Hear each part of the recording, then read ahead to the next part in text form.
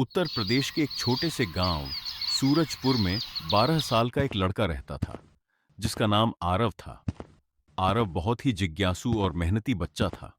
उसे नई नई चीजें जानने और पुराने सामानों को ठीक करने का बड़ा शौक था। गांव के लोग अक्सर अपने टूटे हुए खिलौने, घड़ियां या रेडियो उसके पास ले आते थे और आरव उन्हें बड़ी लगन से ठीक कर देता था। आरव के पिता किसान थे और मां गांव के स्कूल में शिक्षिका। उनका परिवार साधारण था, लेकिन घर में प्यार और खुशियां बहुत थीं। आरव का सबसे अच्छा दोस्त था उसका कुत्ता मोती, जो हर समय उसके साथ रहता था। एक दिन गर्मियों की छुट्टियों में आरव अपने दादाजी के पुराने गोदाम की सफाई कर रहा था। गोदाम में बहुत सारा कबाड़ पड़ा था। पुराने बक्से, टूटी कुर्सियां, जंग लगे औजार और धूल से ढकी मशीनें। सफाई करते करते अचानक उसकी नजर एक बड़े कपड़े से ढकी चीज पर पड़ी। आरव ने उत्सुकता से कपड़ा हटाया तो उसके सामने एक अजीब सी पुरानी गाड़ी थी।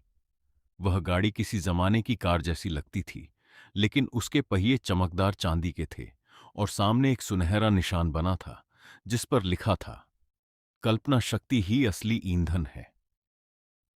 आरव हैरान रह गया। उसने पहले कभी ऐसी गाड़ी नहीं देखी थी। तभी पीछे से दादाजी आए। उन्होंने गाड़ी को देखकर गहरी सांस ली और बोले, लगता है अब समय आ गया है कि तुम्हें इसका रहस्य पता चले। आरव ने उत्सुकता से पूछा, दादाजी, ये कैसी गाड़ी है? दादाजी मुस्कुराए और बोले, यह कोई साधारण गाड़ी नहीं है। यह जादुई गाड़ी है। इसे तुम्हारे परदादा ने बनाया था। कहते हैं यह गाड़ी इंसान के दिल और दिमाग की अच्छाई को पहचानती है।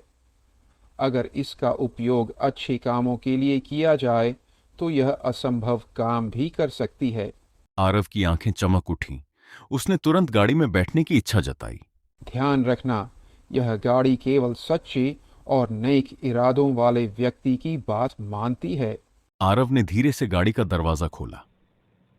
अंदर सब कुछ बहुत अलग था।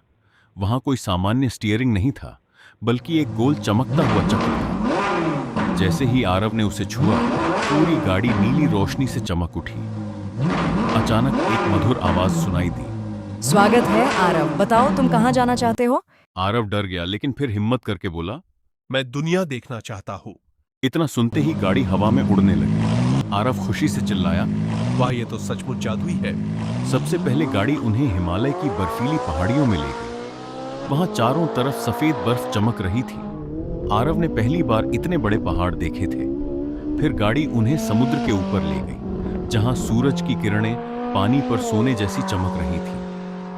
यात्रा करते करते अचानक गाड़ी की आवाज गंभीर हो गई। उसने कहा, पास के जंगल में खतरा है, कई जानवर मुसीबत में हैं। आरव ने तुरंत कहा, हमें उनकी मदद करनी चाहिए। गाड़ी बिजली की गति से एक घने जंगल में पहुंची। वहां पहुंचकर आरव ने देखा कि जंगल में आग लगी हुई थी। जानवर इधर उधर भाग रहे थे। पक्षी डर के मारे चिल्ला रहे थे। आरव घबरा गया, लेकिन उसने हिम्मत नहीं हारी। उसने गाड़ी से पूछा, हम क्या कर सकते हैं? गाड़ी बोली, तुम्हारी बुद्धि और साहस ही सबसे बड़ी ताकत है। आरव ने तुरंत योजना बनाई। गाड़ी के अंदर कई अद्भुत बटन थे। उसने एक नीला बटन दबाया और गाड़ी से पानी की तेज बौछार निकलने लगी। जानवरों को सुरक्षित जगह की ओर भगाने लगा। काफी मेहनत के बाद आग बुझ गई। सारे जानवर सुरक्षित थे। तभी जंगल के बीचों बीच एक बूढ़ा हाथी आगे आया। उसने अपनी सूंड उठाकर जैसे आरव को धन्यवाद दिया। वाह, ये तो सचमुच जादुई है। उसी समय गाड़ी फिर चमकने लगी। आवाज आई, तुमने पहला नेक काम पूरा किया है।